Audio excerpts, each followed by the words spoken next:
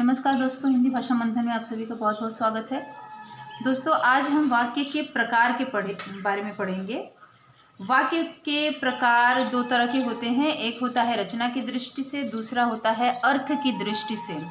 तो आज हम पहले रचना की दृष्टि से कितने प्रकार होते हैं वाक्य के और उनकी क्या पहचान होती है ये पढ़ेंगे। देखिए, रचना की दृष्टि से वाक्य के 3 प्रकार होते हैं। पहला सरल वाक्य, दूसरा मिश्र वाक्य और तीसरा संयुक्त वाक्य। सरल वाक्य क्या है यह जान लेते हैं। सरल वाक्य, जिस वाक्य में एक उद्देश्य और एक विधेय रहता है उसे सरल वाक्य कहते हैं। उद्देश्य और विधेय का मेरा वीडियो देख लेंगे आप तो आपको उद्देश्य और विधेय समझ में आ जाएगा। जिसके बारे में बात की जा रही हो वाक्य में उसे उद्देश्य कहते हैं, और उद्देश्य के बारे में क्या कहा जा रहा है वह होता है विधेय। जैसे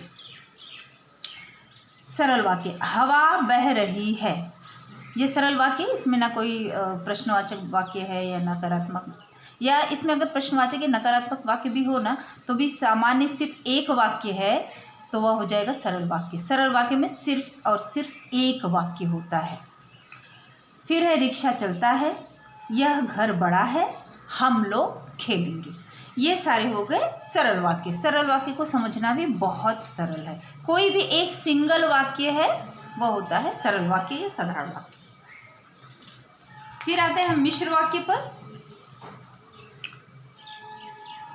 देखिए, मिश्र वाक्य किसे कहते हैं। जिस वाक्य में एक प्रधान वाक्य हो और उसके आश्रित एक या अधिक उपवाक्य होते हो उसे मिश्र वाक्य कहते हैं। जिस वाक्य में एक प्रधान वाक्य हो और उसके आश्रित एक या अधिक उपवाक्य होते हैं उसे मिश्र वाक्य कहते हैं। जैसे गुरुजी ने कहा कि यह छात्र मेधावी है और पढ़ना चाहता है। गुरुजी ने कहा प्रधान वाक्य है, उसके बाद ये 2 छात्र मेधावी है पढ़ना चाहता है, ये उपवाक्य हैं उसके। फिर है जो लड़के होशियार होते हैं, फिर है कॉमा, वे पढ़ने में भी तेज होते हैं। फिर है खेत में सिंचाई नहीं करोगे तो फसल सूख जाएगी। हाँ, फिर है मैं समझ गया कि तुम्हें पढ़ना आता है। 5वां है वह ऐसा दौड़ता है जैसे कोई धावक हो। अब इन वाक्यों को मैं आपको फिर से पढ़ के बताती हूँ। आपको मिश्र वाक्य कैसे पहचानना है उसका बहुत सरल तरीका बता रही हूँ, क्योंकि सामान्य तौर पर लोग प्रधान वाक्य और उपवाक्य में थोड़ा सा कंफ्यूज होते हैं, कौन सा प्रधान वाक्य है या उपवाक्य। ये जानने से अच्छा है कि मिश्र वाक्य कैसे पहचाना जाए उसे आप समझ लें। जैसे मैं फिर से पढ़ रही हूँ, ध्यान दीजिए। गुरुजी ने कहा कि यह छात्र मेधावी, मैं की को अंडरलाइन कर रही हूँ, यह छात्र मेधावी है और पढ़ना चाहता है। जो लड़के होशियार होते हैं, इसके बाद कॉमा, वे पढ़ने में भी तेज होते हैं। फिर है खेत में सिंचाई नहीं करोगे तो को मैंने अंडरलाइन किया, फसल सूख जाएगी। मैं समझ गया कि, इसे भी अंडरलाइन, तुम्हें पढ़ना आता है। फिर है वह ऐसा दौड़ता है कॉमा जैसे कोई धावक हो। इन सभी वाक्यों में आप अगर ध्यान देंगे तो पहले वाक्य में यह की, 2 वाक्यों के बीच में की आया है।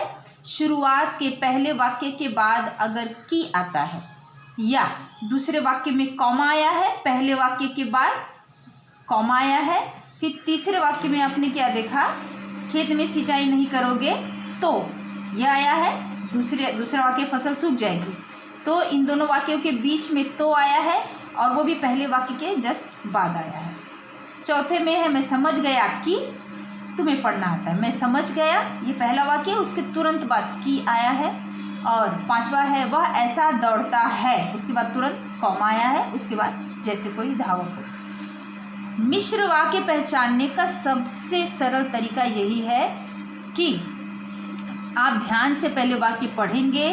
वाक्य एक से अधिक वाक्य है, उसके बाद पहले वाक्य के बाद, जैसे गुरुजी ने कहा यह पहला वाक्य, उसके तुरंत बाद की आता है या कॉमा आता है या तो आता है इस तरह का कुछ भी आता है, की आता है या कॉमा आता है या तो आता है, तो वह वाक्य मिश्र वाक्य कहा जाएगा। मिश्र वाक्य को मैं फिर से बता दे रही हूँ, पहचानने का सबसे सरल तरीका है कि पहले आप वाक्य ध्यान से पढ़ेंगे कि वाक्य एक सिंगल वाक्य है या इसमें दो वाक्य हैं।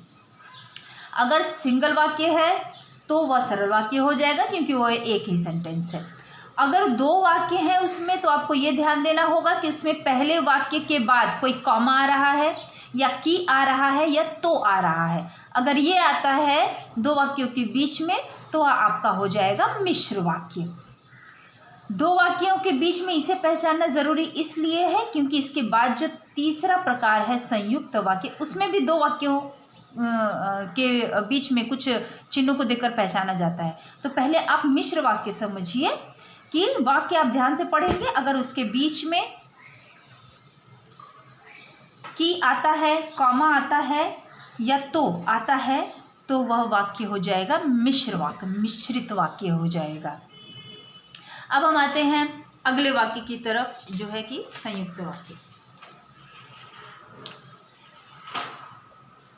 संयुक्त वाक्य, इसकी परिभाषा हम देखते हैं।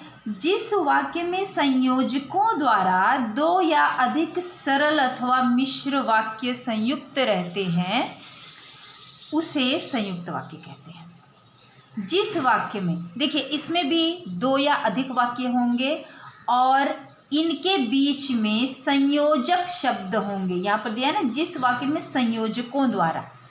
संयोजक शब्द कौन से होते हैं? वो शब्द जो दो वाक्यों को जोड़ने का कार्य करते हैं।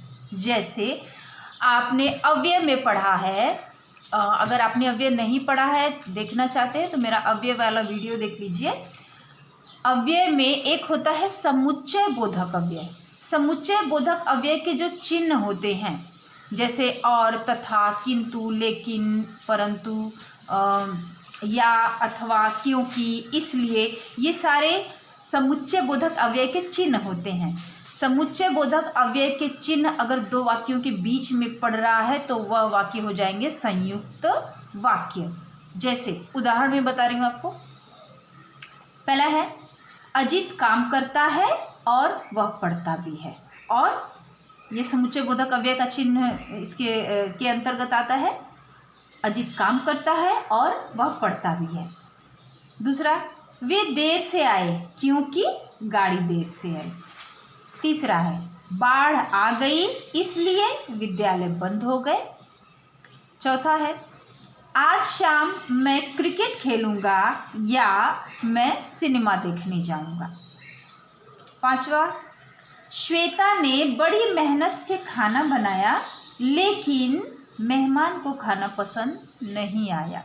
इसमें जितने भी संयोजक शब्द हैं, जैसे और, क्योंकि, इसलिए, या, लेकिन, इन शब्दों को मैंने अंडरलाइन किया हुआ है ताकि आपको समझ में आए।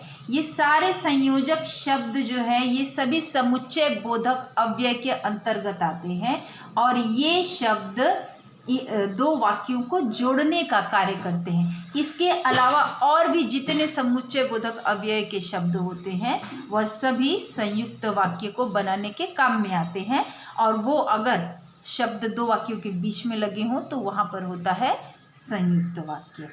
इसी के साथ ही आज का वीडियो यहीं पर समाप्त होता है। अगर आपको कोई किसी भी तरह का कन्फ्यूजन है, डाउट है, आप कमेंट बॉक्स में पूछ सकते हैं, आपको उत्तर मिल जाएगा। आज के लिए इतना ही, तब तक के लिए खुश रहिए। मिलते हैं अगले वीडियो में। Bye bye.